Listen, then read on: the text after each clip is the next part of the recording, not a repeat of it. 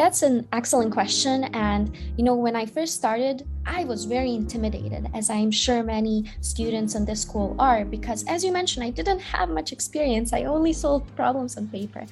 But the first step in my case was to find a question that really, really excites me, that kind of creates butterflies in my stomach, and that I know if I pursue that question, I would be pursuing it with passion. The next step, when I identified this question, was to, get messy, to realize that science is all about getting messy, and to accept that even if I pursue the path of answering this question, I might not get to a final answer, and that's okay. That's what science is. So don't be afraid to get messy. But to give you a specific example of how I pursued one science project, I used to spend all my summers in my grandmother's village in Bosnia. And so right at the beginning of high school, I started noticing that my grandma and other people in the village had a lot of chicken feathers and chicken waste just lying around. Because all of them had chickens, they were raising chickens. So what they would do with these feathers, they would either, burn them on their landfill or even burn them on the farm, which both is not good because, as probably many of you know from your environmental science classes, that produces pollutants or even greenhouse gases, which we don't want in the atmosphere.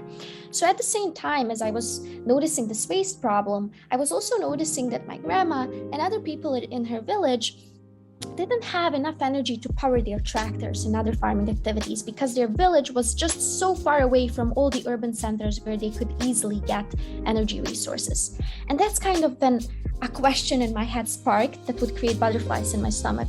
And the question was, how can we use these chicken feathers and chicken waste to create an energy resource that could actually help farmers and my grandmother? And this question kind of seemed crazy. So the first thing I needed to do was I needed to go and do a little bit of a literature research to see whether the question is pursuable at all.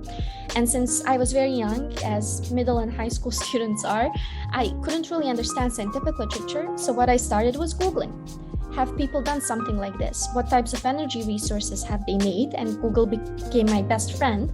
After that initial literature research, and after I tried to even read some scientific literature, I noticed that the question is pursuable and that I can actually start answering it. Even if I discovered that the question wasn't pursuable, that would still be great because I would be able to explore something else that is very exciting. So to kind of sum up my answer to this question, find something that really excites you, do a preliminary research on the internet or in the literature to see whether the question is pursuable, and then from there on, decide whether you should explore something else or continue pursuing what you posed the question on.